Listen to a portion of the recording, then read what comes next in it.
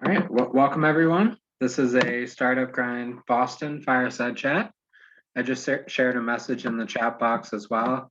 Feel free to use that space to introduce yourself, tell us a little bit about the startups you're working on, share your LinkedIn, connect with each other along the way.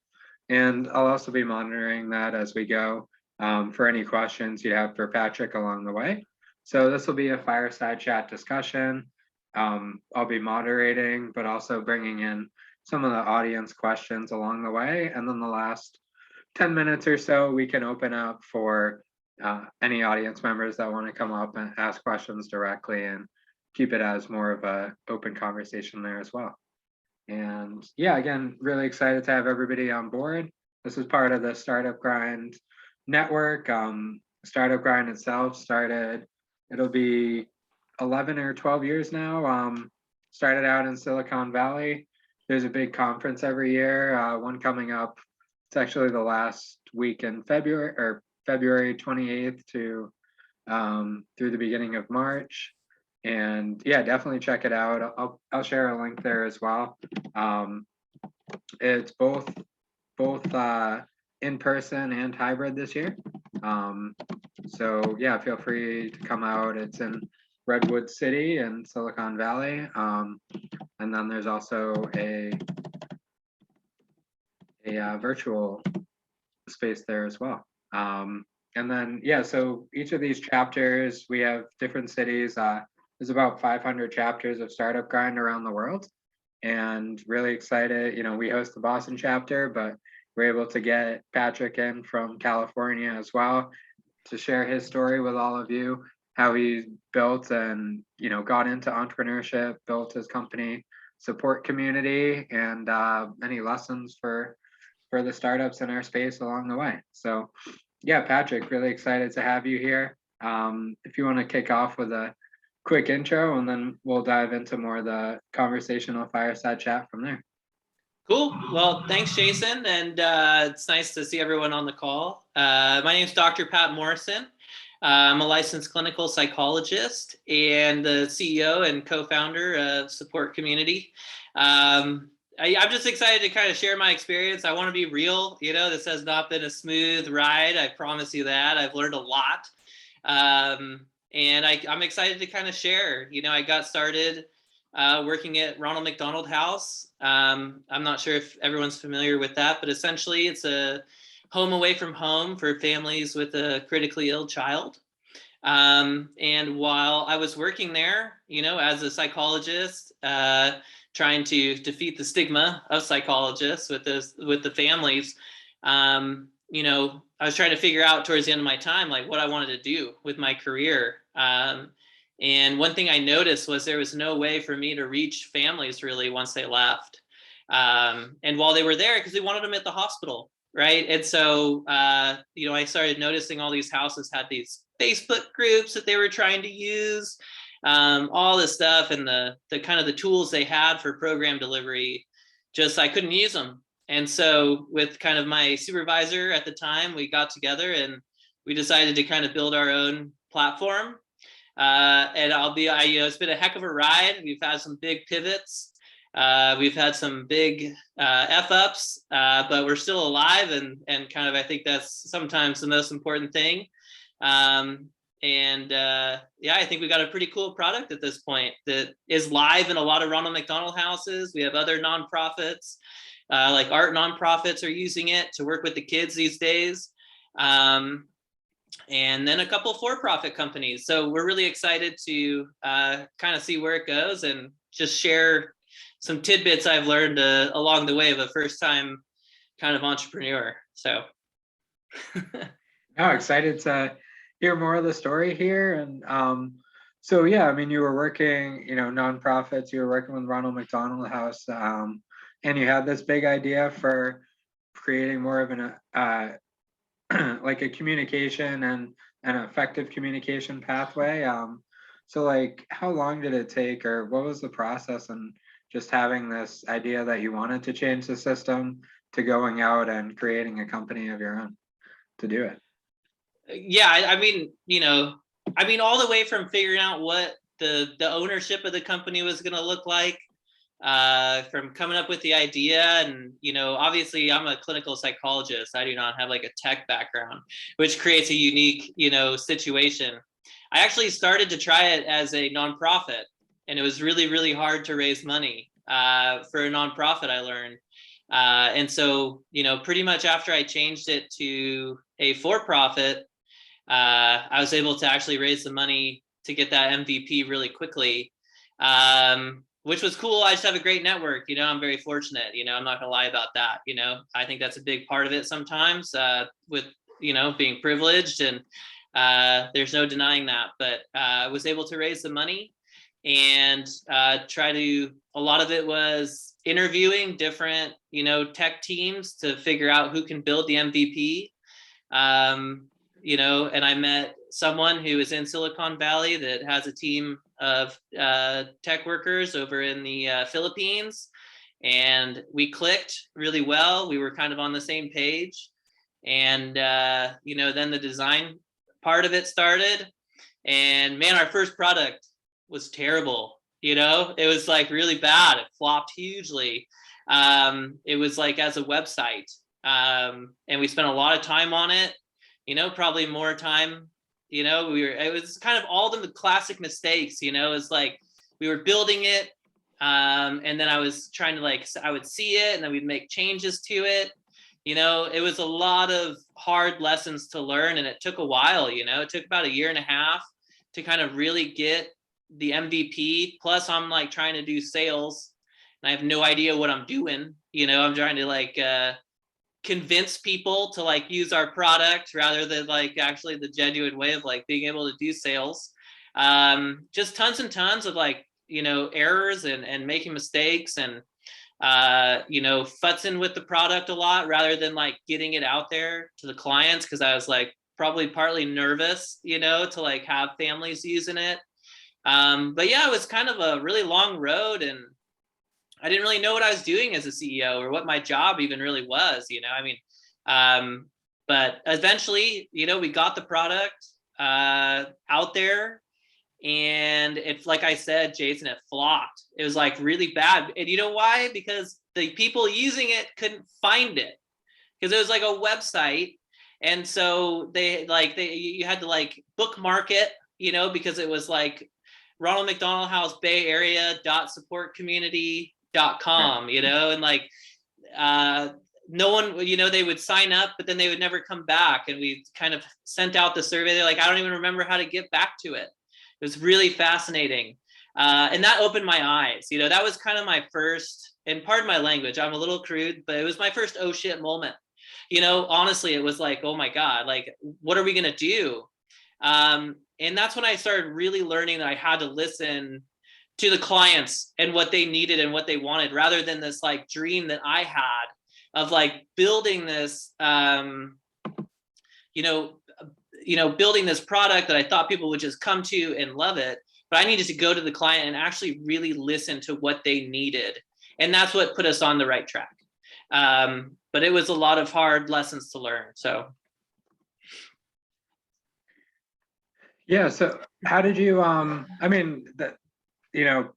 most, what is the saying? If you're happy with your first MVP, you waited too long to launch it. But it sounds like, you figured out and got the feedback somehow, it might have felt like a long time, but relatively quickly, in the process, where many startups might have just seen that and not even figured out why nobody was coming back.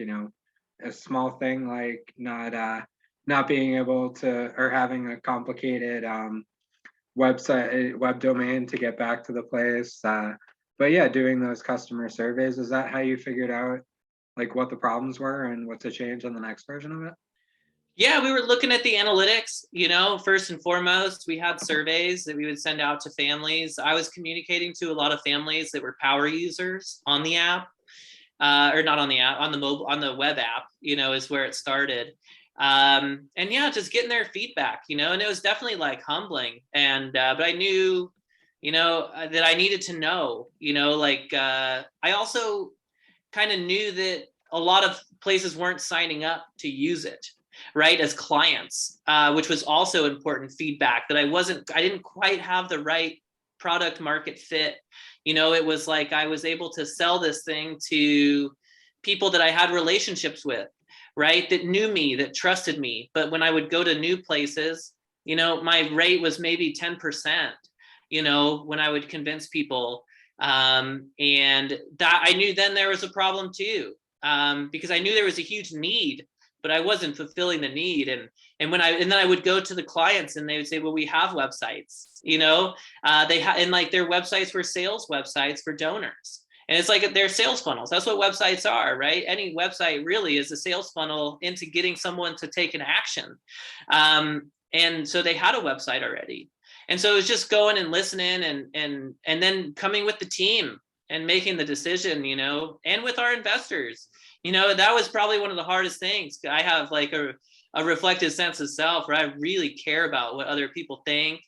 Probably obviously like too much. I'm always working on that. But that was really hard to go to them and talk to them and have honest conversations that it wasn't, really working, and that we had to kind of make a pivot, and I wanted their support, to be able to do it and to have a clear direction of where we needed to go. And so it was everything, but it was just looking at the reality of it was like, this is not going to go very far. And we need to figure out how can we get it to go further at least, and then have it be successful. So what was that turning point for you, or that first moment where you really felt and the team felt like you're really onto something now? And what was that initial validation point for you? I think just the excitement from our clients when we made the pivot to mobile apps, because they all wanted them, and it was just it was like the sales was a little bit easier. We actually had competitors. I remember that too. I was like, oh, wow, we actually have competitors now. Like the first product was like, oh, like we don't have any competitors. We're the only one doing this. But it was actually like really nice to then look at it and be like, wow, we actually have competitors now. And that was actually like a really exciting moment for me. I'm really competitive, grew up sports, and I was like overly competitive in academics too, all that stuff. And so I was actually really excited about that. So that was when I knew, okay, this is actually encouraging. And then really, honestly, Jason, the most validating part was when we launched our first mobile app and families were using it. And we were helping the house support those families in a really meaningful way. And I think that, it was a long road to get there, but man, that was probably my favorite moment I've had with this company, was when, we got that initial feedback that the families loved it and they're using it. And this was before the pandemic, and they really liked it, and they felt supported by it 24/7, even once they went home. And so that was kind of like, okay, we are onto something. And obviously our clients really liked it and started giving even more feedback, getting more involved in the process. And so that's kind of when it was kind of more validated, and we felt really excited about what we were doing. Oh, that's amazing. Yeah, I mean, no, I imagine like that first customer is always like most exciting experience there. And you've grown, you've worked with a lot of houses and nonprofits since then. But yeah, I mean, knowing you're really onto something there, and getting the momentum from your team as well. Well, even Jay, our first client we had, it was RMHC Southern California. Okay. And so we launched the first product with them with the web, and that's really who we learned through that it wasn't going to be successful. Then we pivoted to a mobile app with them, and they were going to be our first chapter that we were going to launch with. And at the same time that we were going to do that, they went through a security audit as an organization, and we got caught up in that same security audit, and they failed their security audit because they were doing this thing, licenses, they only wanted one license, and so everyone was using it. It was terrible. We got put on ice for 2 years. So I had to go back out there and find more clients to be able to launch with. And so you never know kind of what's going to come up within these organizations. And so I know it sounds like, oh, we had some great clients, but it was a struggle. And it was really challenging. So I just wanted to share that.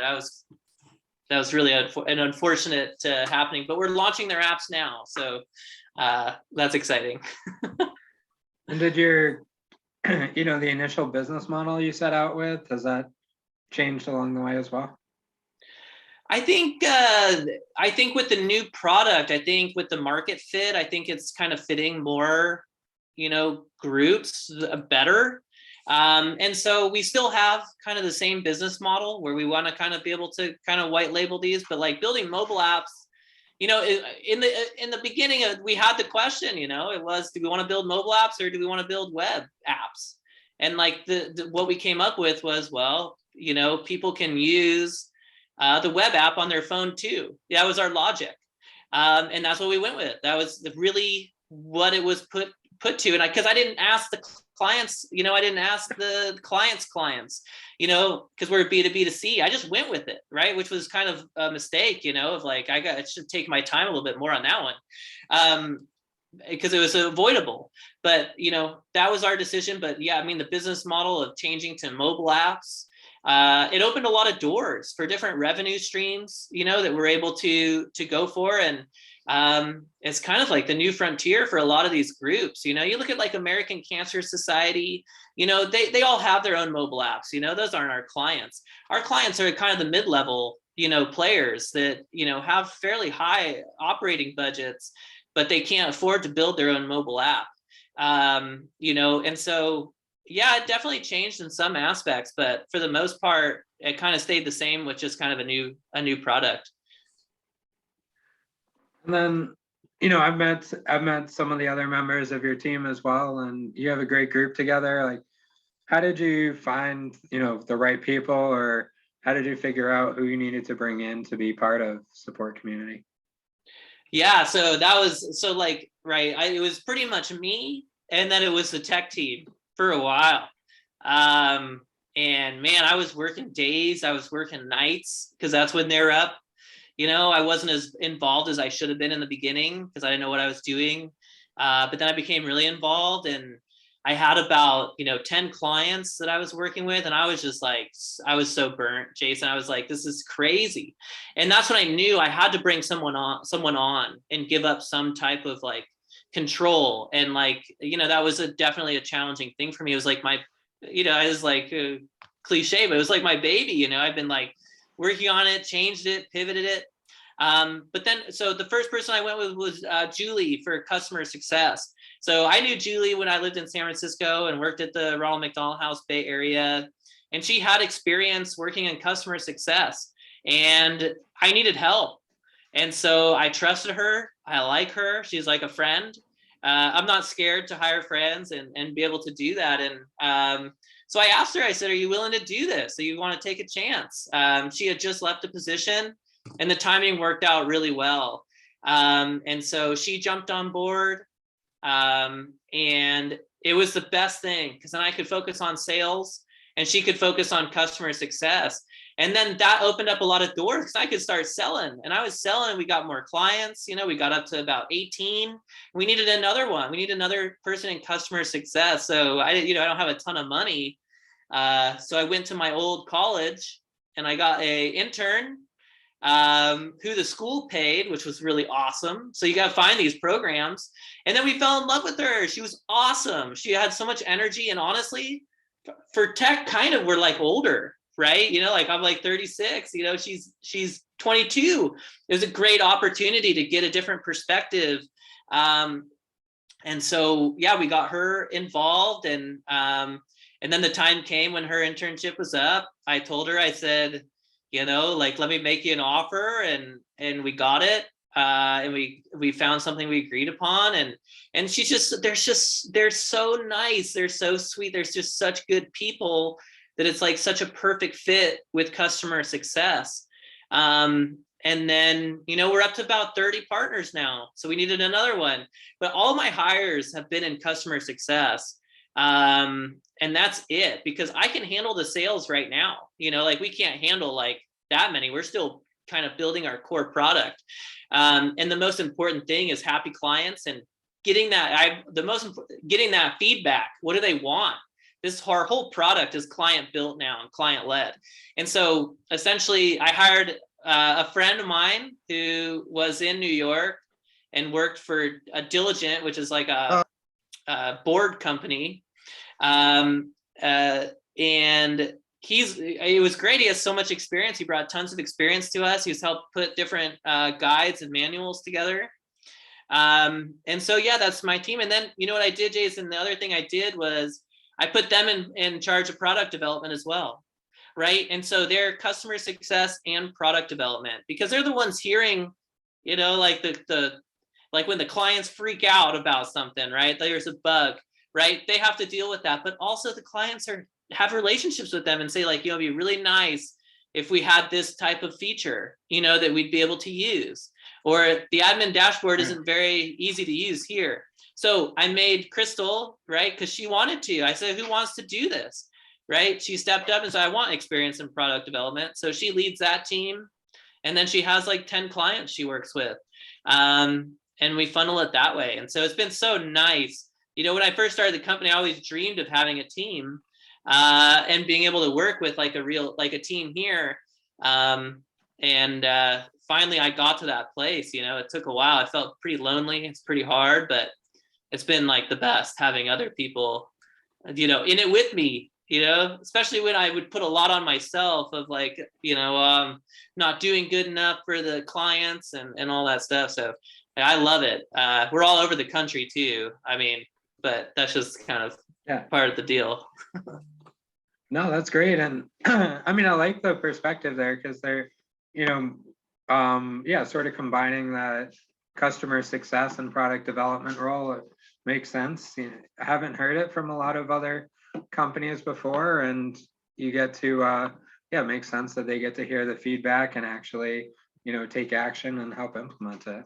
And yeah, I mean, a lot of companies do spend significantly more time on sales than they do on customer success and support. So it's especially important in any startup to keep those relationships, keep everyone happy, and, you know, take that feedback back into the next version of your product. For sure. Let's see, a couple more questions from the community here. So from Jennifer, how many major iterations have you gone through since that first version of your product? And like, how long has it taken since you launched Support Community?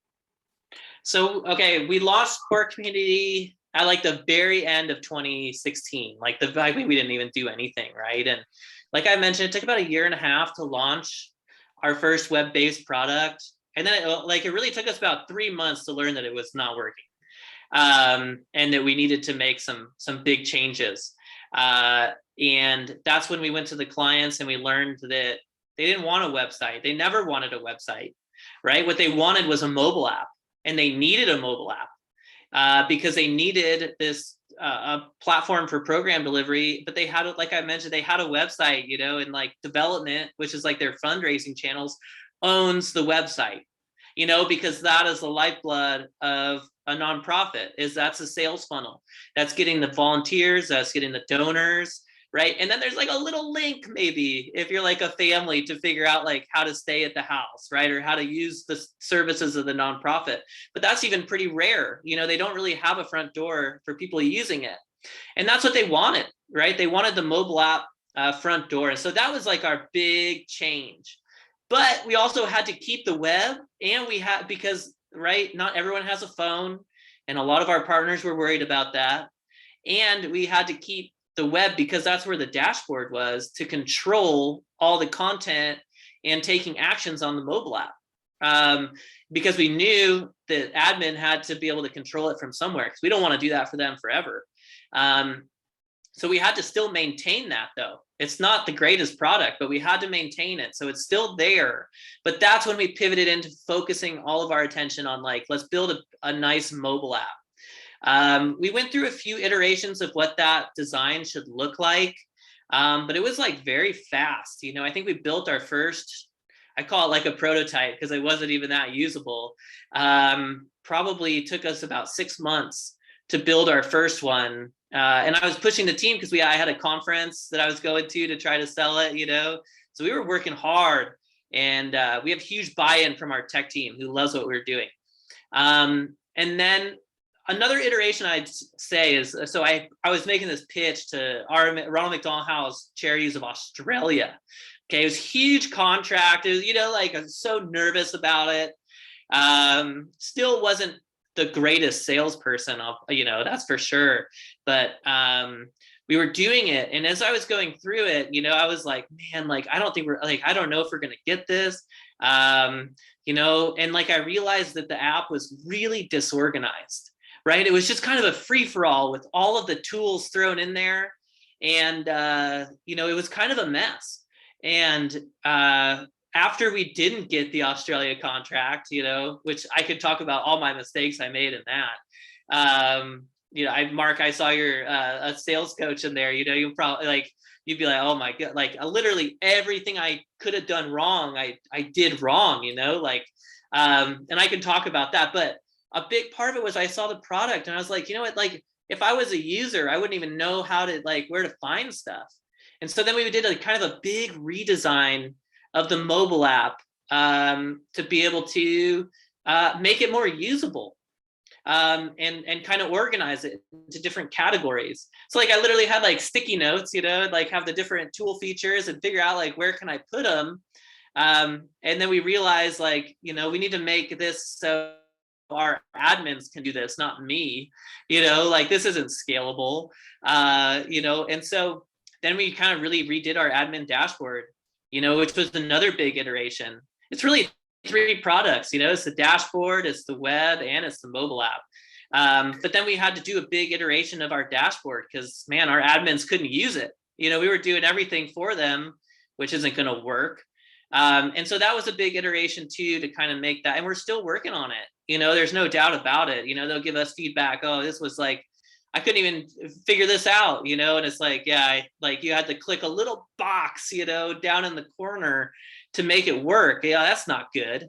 And so we had to do a pretty big iteration. And I would say you know, the web is just what it is. Like we can see the analytics. No one uses our web product really, but clients want it. So we'll just have it on there. And so, yeah, probably, you know, different iterations for different products as we get the feedback and it becomes clear, oh yeah, we need to really work on this, and we need to fix this. But the biggest iteration was like, okay, we need to build the mobile app and get that connected and going. But each product has had a couple iterations for sure. Yeah, and I wanted to touch on something on the other side here as well. Jumping back a little bit to like before you fully had a team and it was really just you and, you know, you and the dev team running the company. You know, to Steve's question here in the chat, and, you know, your background is in psychology as well, but a lot of times it's hard to bring it into our own, you know, help ourselves. So how did you deal with the like psychological strain and, you know, feeling like you were the only one building this product early on? Yeah, not great, you know, not great. We can get a little part, you know, like I think as a psychologist, you know, as you go through training, one of the greatest gifts I got was from a supervisor who had me look at myself a lot and discover a lot of things that I didn't like about myself. I mentioned earlier in the call the idea of kind of this like reflected sense of self that I have, where I really care about what other people think and kind of really care about what other people say. And part of how I can cope with that is I withdraw more. And I think that led into part of my issues where I was scared. Like I was scared to hear the family say they didn't like it. I was scared to hear the houses say like this isn't a great product. And like I think there was a window there where you can kind of withdraw into building the product rather than talking to people about it, right? Which is kind of like number one thing is like talk to your clients about like what you're building and let them guide you. But like I think for me, I was really scared of that. I was kind of withdrawn. I think I'd be foolish to say it didn't impact my personal life, as I was going through this, and maybe I was feeling more of like a failure or kind of hiding from it and being more distant.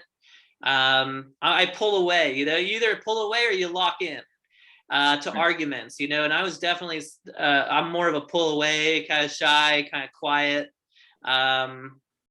type of person. And so I think it just came to a point where I had to really like confront it because it was hurting the company.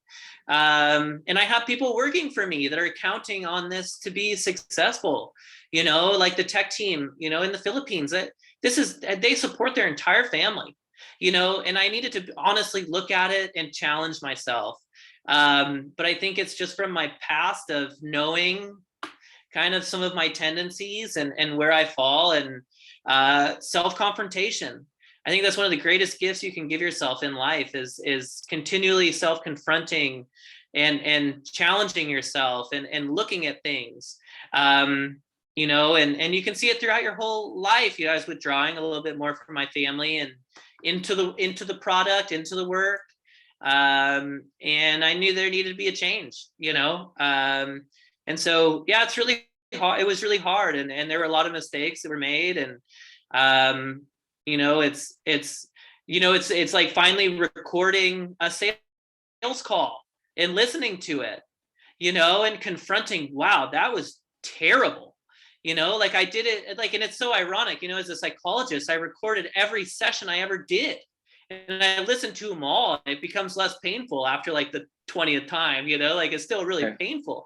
But I actually recorded a sales call and I listened to it. And you can't deny what you hear when you re-listen to it. You can create stories in your head. You were great at that, right? Of like, that was a great sales call. I feel great about it, and I would do that with therapy sessions. And I'd be like, man, I just like changed their life, and then I'll listen to it and I'm like, I just created more anxiety for them with some of the things I was saying. Like, that's crazy, and then but it's like challenging yourself, like record a sales call. Why am I not? What am I afraid of? It's recording a team meeting and being like, what's going on here? And really challenging yourself. So I really leaned into it. And, like it's something I deal with always, it's not just like, oh, now that I got through that phase, like now I'm good. It's like, no, it still happens, like whether it's in my work life or in my personal life, just it happens, and it's continually looking at yourself and thinking through what can I do here, and so yeah, it's just challenging myself because I knew I had to if I was going to make this work. And was there any piece of bringing other people on, that was harder to let go of certain responsibilities over others? Like, like anything you really didn't want to at first give up the reins and control on? I think probably like ideas on the product, where like everyone has their own opinion, and like I definitely gave equity away, when they came on, and they needed to have a say. But I think that like if any part was hard and again, it goes back to my reflected sense of self, right? Like you'll see a pattern through a lot of this, and part of it was, oh, what, like you don't think that was like good, or like, but it's just like that's me, that's not them. I want their opinion. And so I think that was like a little bit challenging for me. It's just getting all these different opinions. But then the other side of the coin is like I didn't have to get these like, like when you first launch a product, man, it's like brutal, like you're getting these messages from these hyper anxious staff members, that are like their jobs on the line because they decided to go with your product and like it's not working. And like to me, like that's like the worst. And so like I would feel it probably more than them. And then I would take that anxiety is so contagious, right? I would take that anxiety and then I would put it on the tech team, right? And I'd be like, what's going on? Like, what is happening? And it's like, that's not helping anybody. And so I think bringing them on, they're a little bit more removed from kind of the whole process and customer success. And then they could kind of more calmly talk, first of all, talk to the client, but then also bring it to the tech team in a way that the tech team's not feeling like they're a failure. And so that was a huge relief for me. I still get the emails, because I want the CEO to know that, hey, this isn't working. But like, it's just a lot easier now that I'm not alone in that.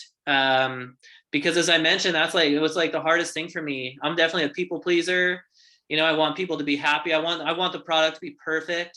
It's just not going to happen. So that kind of eased up the pressure, I think, on the whole team. Yeah, no, yeah, I really like that. And, definitely a challenging, you're not the only one facing that challenge. So yeah, really like the share there. And yeah, so where do you see, now you're several years in, you're continuing to grow and scale support community. What does the big picture look like for you? Like, say several years from now in the future, what would you like support community to look like? It's like the hardest question in the world, given that, it's going to change in the next 6 months, right? But like, ideally, it's just continuing to kind of listen to our clients that we have. And like, I've learned in sales, in the beginning, you really do have to be strategic on who you bring on. And that it is a mutual process of making sure that, that client's a fit. Because we've had some clients that are not fits at all.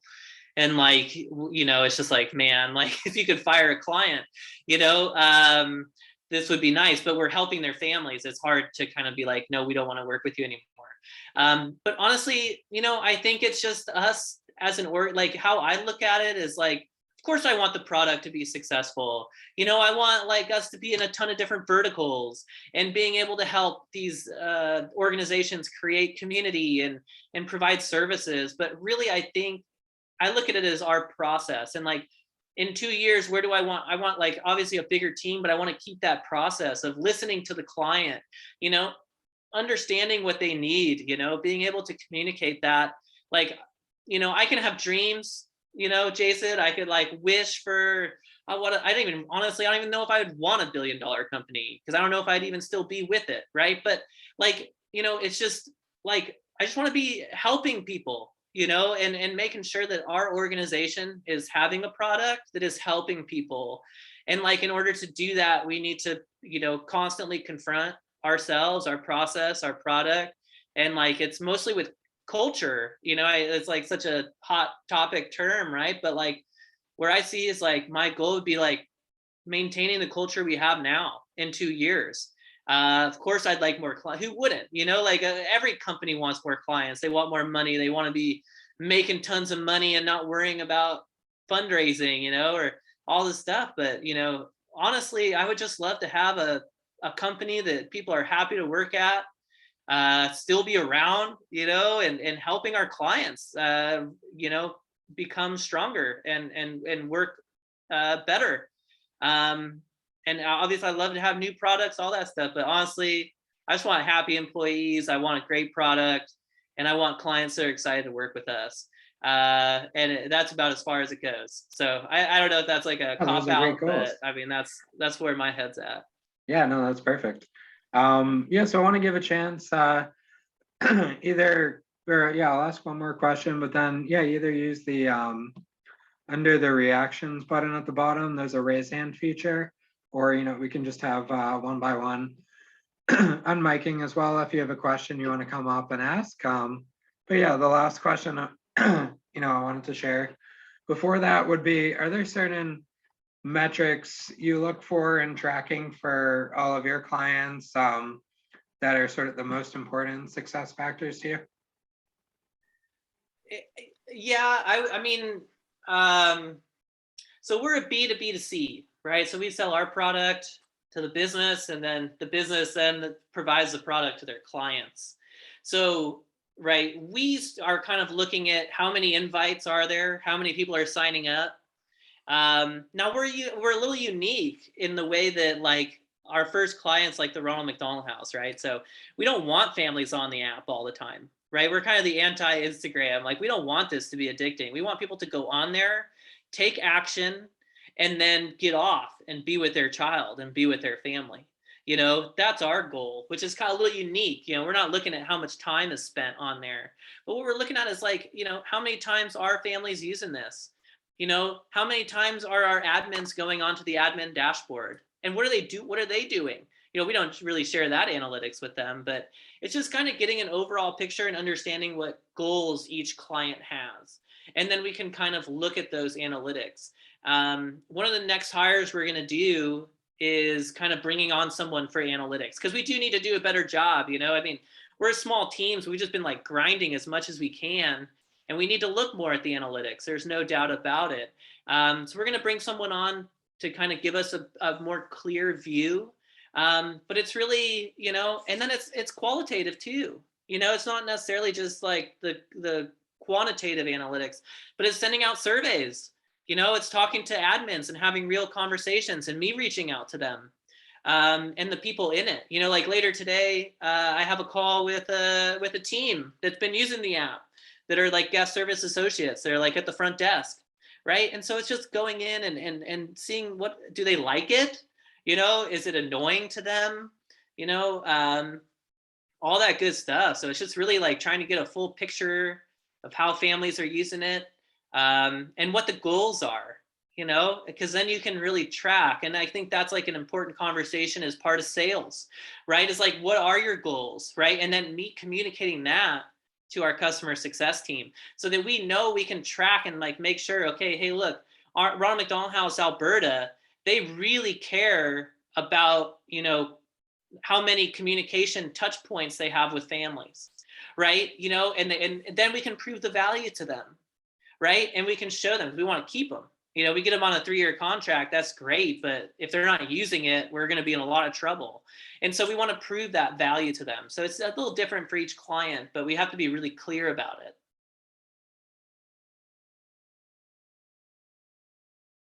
There we go.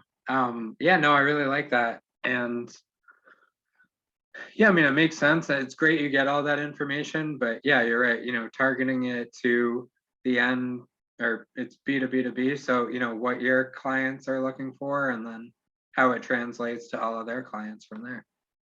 For sure. And yeah, I want to open it up. Does anybody have any questions they'd like to come up and ask on stage here, or feel free to use the chat as well.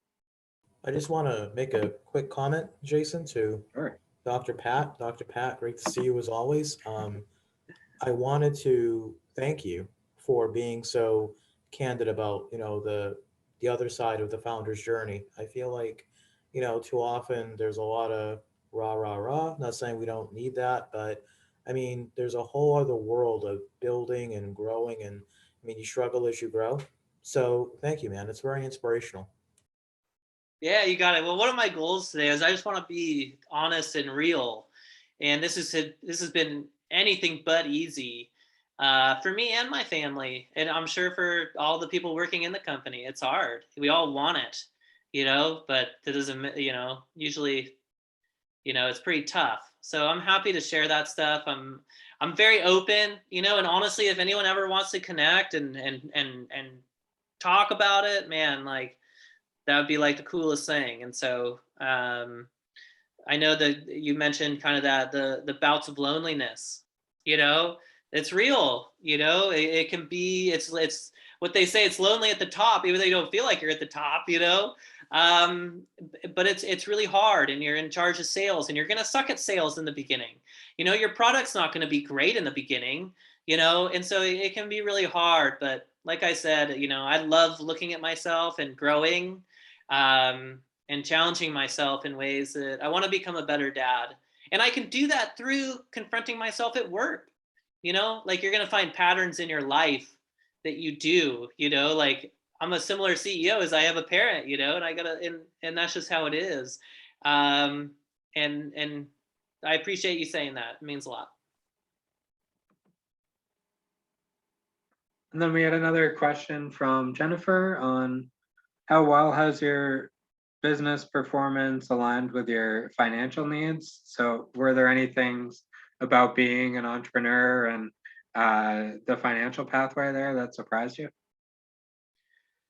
Like personal I think, yeah, I think the needs, or question's, personally going from a job to being an entrepreneur and being your own boss.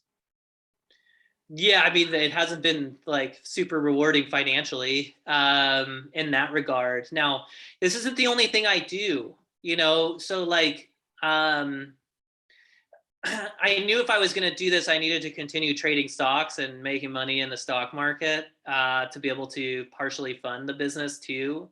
And so, like I mentioned in the beginning, I want to be clear with everyone. I'm definitely super privileged. I've done, I don't know how to, I mean, I've done well in the stock market to help fund part of the business and to fund my own, taking care of my family.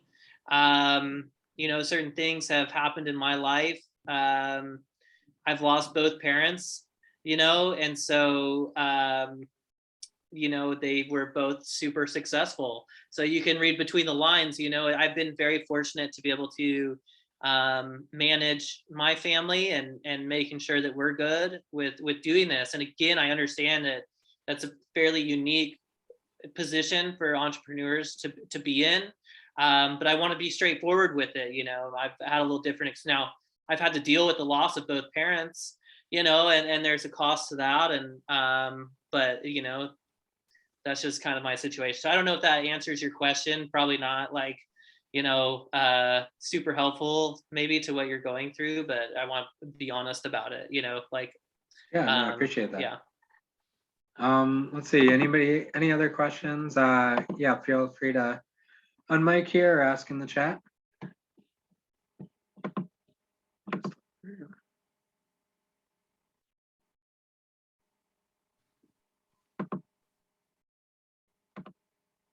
And yeah, so what's like, is there any I mean, I'm sure there are, like, I guess if you had to pick recently what's been on, or say, the last 6 months or year with support community, have there been any sort of, or what are the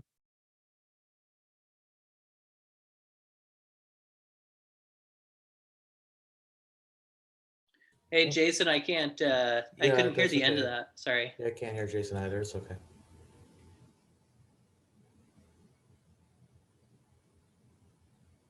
Technical difficulties. Please stand by. Well, I'm glad it's Jason, not me, man. I was like worried I was going to lose my internet here. So Exactly. yeah. Yep. Can you hear me? Okay, Okay, perfect. Yeah, so any challenges? I mean, we've gone through a lot of them, great stories already. But yeah, anything, you'd give to the general startup community to be aware of and make sure they keep top of mind in building their own ventures if they're relatively early on and trying to get to the place you are now in your company. I am no expert. I am no person in no position to give advice to anybody. I would encourage you to take risks, take chances. But like everyone's circumstances are so different. I think one thing I'd leave you with is yeah, Sergey, sell, unless JPAL is going to be pumping the stock market. Okay, but really which is what happening today. It's nice, finally. Okay, but really, I think one thing I've learned is that just because you're kind of starting like a company and all that stuff is like things in your life are still going to happen, right? So like my mom, literally about a year ago, was diagnosed with pancreatic cancer, and she died within 6 months. And managing the company while doing that was probably the hardest thing I've ever done in my life. But know that, like, you know, it's like things can happen in your life that can take you down, and that's okay. But I think what the most important thing is to like use things in your life to create some type of purpose and meaning. And if you're going to start a company, you're going to want to have it be, I don't want to, it shouldn't be, I want to make $1 billion, like I'm sure some people have created really successful companies doing that, but you got to be really passionate and really enjoy and love what you're doing. And honestly, having this company while I was going through that was also one of the greatest things, because, this is the whole reason I created this company, was to help, organizations support people like me as they're going through losing their mom, and learning what the hell is pancreatic cancer. And then you read the internet, my God, it's the scariest thing in the world. But it's just like looking for things that can inspire you and that get you excited, and things that you would use for yourself. And just to do your best, but always self-confront, I like always figure out the patterns in your life from your past, because they're playing out in your company and your leadership as well. But man, I don't know, just try to have fun with it. I mean, it's hard. I mean, every aspect, you got to learn sales, who else is going to do the sales for you? You just got to go for it and learn it, trial by fire. So I don't know, Jason, I'm not one to give advice. No, but, I think that's great. What is that? What does the support community look like for you? Like, what's your network you turn to, to bounce ideas off of or get help and support when you need it? Yeah, I would say, my family, I have my brother. Obviously, I've lost my dad and my mom. They were obviously huge parts of my support system. My wife, unbelievable, just being able to, and it's not like we talk about everything. We're just there, like I know she has my back. I don't really know how to describe it. Friends, I don't do a good enough job staying in touch with my friends. So I think that's like part of the sacrifice of starting a company is like, look, you don't have as much time, as like you necessarily would if you were kind of working work from home. I call it like a 10 to 3 job now. But like it's just making the effort. I'm also not such a phone person and like a text message person. Like I'm like with people, which is a little different. And so the pandemic's been hard, for me for sure. But just, it's like figuring out who I want to be, as like a parent. It's like the most supportive and supportive thing I can do for myself. And then doing it, right? So even spending time with my kids, right? They're 4, right? So they're not like, I'm not like talking to them, but like it is so therapeutic and healing to like be who I want to be with them while I'm with them. And like that's what makes me happy, being the husband, that I want to be, right? Being the friend that I want to be. But it's not easy, and it definitely takes a hit. And then yeah, I mean, it's just a family, and Right. whatever you can do. But I don't talk about a lot of stuff I probably should talk about. I'm not like the greatest at this self-care thing, constantly working on it. So Yeah, no, I appreciate that. And yeah, no, I appreciate like everything being super candid and honest throughout the conversation here. And yeah, definitely helping and supporting, everybody that came out today. Let's see, we had another question here that's more about the product too. On yeah, this is about so it's somebody or Norman that has another product for nonprofits as well, and he's wondering how much of your platform is turnkey versus customized to integrate into something other startups are building. Most of it is kind of we built it, and then we try to like part of the process, like so like our big question is like how are we going to scale this up? Like there's no doubt about it. It's because like look, when you partner with someone new, they want like something, it feels like that's always kind of feels that way, like, oh, we want this. And so it's like we have this window where we actually can do that, right? Where, we can build and we can kind of customize, but in the process, we learn like, we're looking at the process, like, what do most people want to customize? It's like the names of the features, and so it's like we have to figure out how can we help our future clients customize that. Now, we are integrated with different like kind of platforms, right? Which maybe is what you're talking about, but that's been a unique challenge too, right? Some of these nonprofits that we're partnered with, they have servers in their closets. And so we have to figure out, how do we integrate with this closet, right? And how do we get in there? And then that's like involving security audits. It's really challenging. And so you kind of have to pick and choose. But in the beginning, you kind of have that freedom a little bit more to do it. But like, man, we're partnered with these like teeny tiny companies, the database companies. I would much rather be Salesforce, but we don't have a Salesforce client. Like, that would be ideal, right? I mean, that's how you could really get going. But we have it's called Grimace, the Great Ronald McDonald House Information System. It's not going to be that scalable, but they're all in a closet. And so we're committed to kind of, creating a product our current clients really love. And so if they came to us right now with wanting an integration, like, for example, we're with Camp Ronald McDonald for Good Times, and they use a platform called UltraCamp. Now, we're going to integrate with UltraCamp, but we're not going to right away because we don't have the people power or the time. And so we'll get there, but then that's just an open, honest conversation with them of like, look, it's going to take us a while. And we need to figure, and there's certain steps you can take, right? Okay, let's figure out what you want to integrate.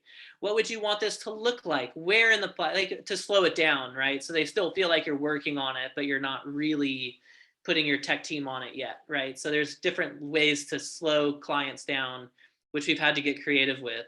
And so, yeah, it's kind of picking and choosing and making those decisions. I think it's easier in the beginning and it will get harder later. But right now it's hard to say no to a client, that's for sure.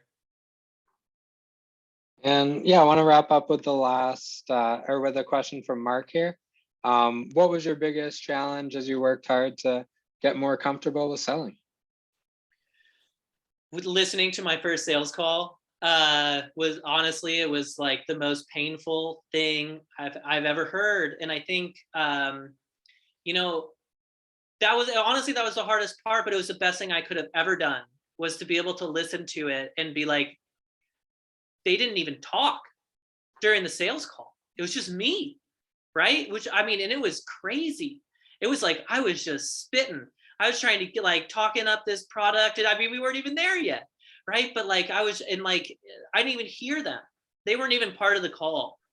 And I think the big realization I had, honestly, Mark, was that sales is just like therapy. It is just like therapy. It's genuinely the same thing, right? As far as you need to talk about budget and how much therapy costs. You need to do the same thing with with your clients you're selling to, and being able to be comfortable asking about money and talking about money. I mean, it's all like the same thing. And that just opened my eyes to like sitting back a little bit and not like, but there's so much pressure I felt as a founder to sell this thing. And like, what about like basing it off of these movies, and like, I got to convince them. But really, like, that led me to get some crappy clients too. Like, who buys from someone who's doing that, like, and so it was just slowing it down. I had to get some mentors in sales to talk to that have done this before and listen to my sessions with me.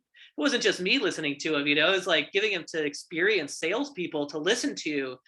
And like, one of the big reasons we lost the Australian contract is I never asked them what their budget was, Mark. I never asked them what their budget was. And we came in way over, like, and it was like, they were like, what are you doing? And it's like, well, there you go, and so it was just, that was the most painful thing that I went through was actually listening to that call and then being honest with myself that it was as terrible as I believed it to be. And then that was validated by some friends I have who are in sales, you know, and then they laugh about it, you know, and they were like, we do this all the time.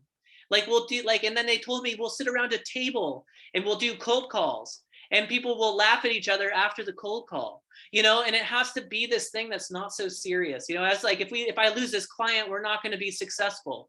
Like that was my mentality. And now it's more of like, let's have fun with it, you know, like let's learn from them. So at least I walk away with something, you know. That was one of the greatest things, is like, no matter what, you always need to be getting something in return, right? And that's me learning about them and what they need, what their issues are. That's hugely helpful, even if they're not going to end up being our client. So I'm still in like, and so it's just, you know, you can read as many books as you can, but man, you just got to listen to yourself, you know, and just deal with what you hear and confront yourself, because you can't tell yourself a story as you're listening to it. You know, you can create, that was the greatest sales call I've ever had with Australia. But once I listened to it, I knew I was in deep trouble, because they would say stuff and then I would just keep talking, you know, and it's like, wow. Yeah, same thing I did when I first started therapy. I don't want to keep going, but like, it was like so parallel, but like, that's life, right? You just repeat things, and then you learn and then you move forward. So Yeah, no, I love that advice, and yeah, really appreciate all the advice you've given, all the great stories, and yeah, for anybody that's looking to connect afterwards or follow along with the support community story, maybe, you know, maybe it applies to someone themselves or in their network as well. What's the best way to connect and learn more about everything you're up to? yeah, just if you want to connect, just shoot me an email. I just did that direct. Classic. This Zoom thing. Okay, everyone, I'll type my email if you, you know, if you ever want to chat, if you ever, you know, like, whatever, I'm into it all. Sergey, I'll answer your question. I do definitely invest in other companies. Although I don't have the most successful track record. But yeah, I do. And I learn a lot through other companies.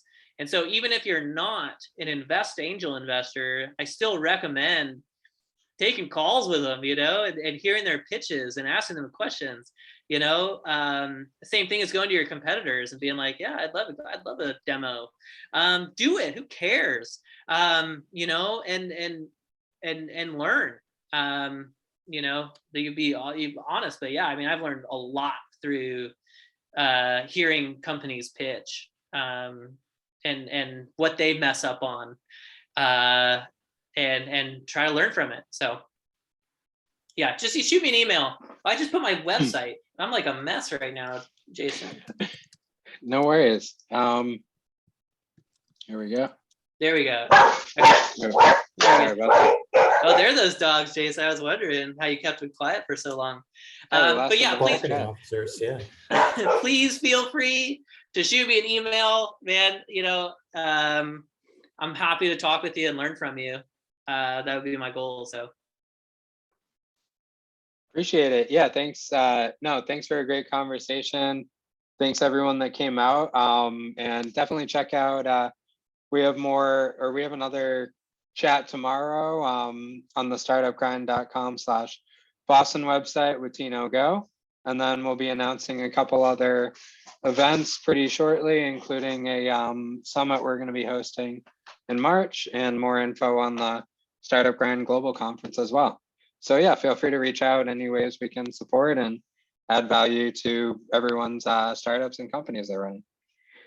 Thanks again for coming out. Thanks, everyone. thanks, Jason. Thanks, everyone. Thanks. Thank you.